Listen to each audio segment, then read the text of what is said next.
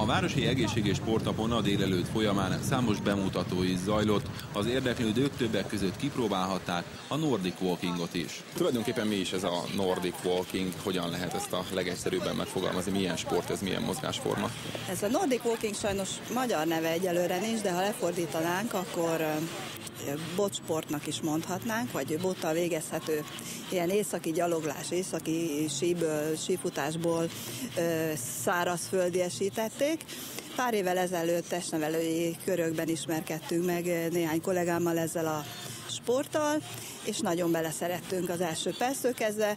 Elsősorban a puritánságába, abba, hogy bárhol űzhető, bárki által űzhető, bármilyen megbetegedésre ajánlható, de egyszerűen csak a mozgás igényét kielégíteni vágyó embereknek is ajánlható. Így alakítottuk meg a Zöld Lépés Nordic Walking Egyesületet az elmúlt hetekben, és örömmel mondhatom, hogy egyre szaporodó létszámban. Itt a Fontána Egészség és Életmód Központban vagyunk, megtalálhatók minden kedden és pénteken 6 órakor. Jöhetnek olyanok, akik szeretnék ezt próbálni, hogy mennyiben másabb ez a sport, mint egy sima gyaloglás. Elsősorban tényleg itt van a bothasználatban a jelentősége. A gerinc körüli izmok, főleg a lapockatájéka és a alsóbb szakaszain lévő izmoknak a nyújtása, illetve mozgatása. Ülő életmódot folytatók ezt gondolom érzékelik, hogy melyik az az izom, ami sajnos inaktívá vált. Ezeket dolgoztatja meg egy helyes technikával. Ezért kellene eljönni minden érdeklődőnek, hogy megtanulják a helyes technikát, mert nem egyszerű bottal sétálgatás, hanem ennek van egy speciális technikája. Mi a kolléganőmmel ezt elhivatottan és szakértelemmel tudjuk átadni az érdeklődőknek, és utána nagy túrákat teszünk az edzések során, itt a környékbeli erdőkben lehetőségeket kihasználva.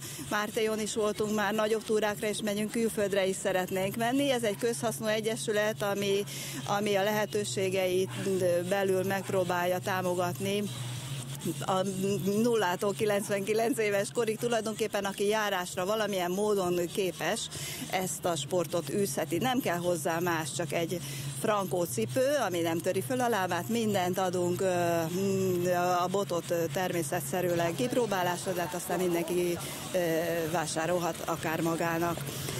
Én mindenkinek javaslom, ez egy jó kis csapat, aki nem szeret egyedül sportolni, az itt egy kellemes társaságra is lehet, rendkívül jó hangulatú az edzések sora, és hát a természetben tartózkodni, a természetből energiát gyűjteni, én azt gondolom, hogy ezt mindenki az edzés után érzi, hogy megújultan tudja folytatni a munkáját. Nagyon sokat túrázunk, úgyhogy várunk mindenkit szeretettel. Mennyire hasonlít ez a sífutásra, illetve mennyire megterhelő, mennyire fárasztó ez a Nordic Walking?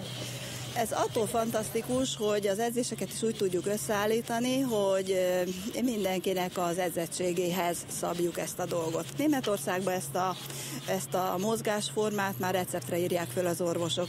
Mind gyógytestnevelő, mind természetgyógyászattal foglalkozó, ennek a lehetőségét is próbáljuk kihasználni terápiás jelleggel kevésbé mozgékony embereknek az ő szintjükön. Aki pedig zsírégetéssel szeretne, inkább azt szeretné kihasználni ebből a mozgásból, annak természetesen pulzusmérés hátterével, a megfelelő pulzusszámot elérve zsírégetésre is van lehetőség, kondíciójavításra, tehát ez egy olyan sokszintű dolog, hogy órákig lehetne erről beszélni, és aki eljön és kipróbálja, nyilván eldönti, hogy most egy olyan sportra talált-e, amit minden nap űzhet, munkahelyére ezzel a bottal vándorolhat, vagy velünk szeretne edzésre járni.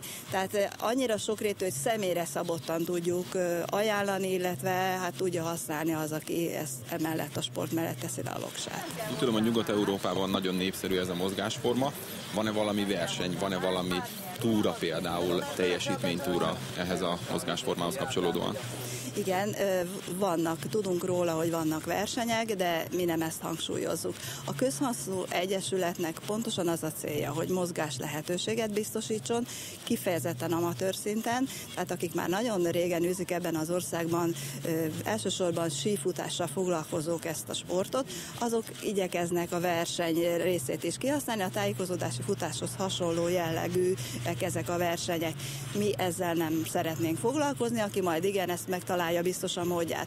Mi inkább egy mozgás lehetőséget szeretnénk adni, egy olyat, ami szabad ég alatt végezhető, télen-nyáron, esőben, napsütésben, bármilyen korosztály és bármilyen problémával jöhet, mozgásigény kielégítésére használjuk. Tulajdonképpen ennyi a jelentősége, versenyt nem.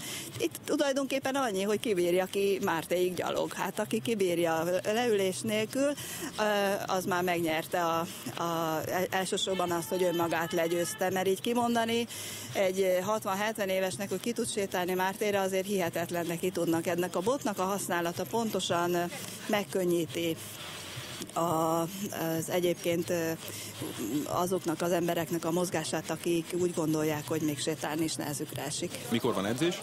Minden kedden, pénteken vagyunk itt 6 órakor, itt a fontána előtt bemelegítünk, és innen megyünk el a meghatározott edzéstervnek megfelelően. Nagy túrákat is hétvégenként, illetve havonta szoktunk tervezni, ennek is megvan az iránya és a helye, és fölhívnám a figyelmet arra, hogy alakulóban van egy honlapunk, ami még nem végleges, de már megtalálható.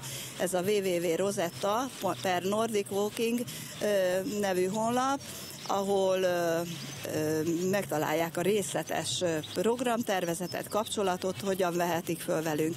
Úgyhogy várunk mindenkit szeretettel. A névadó ünnepség során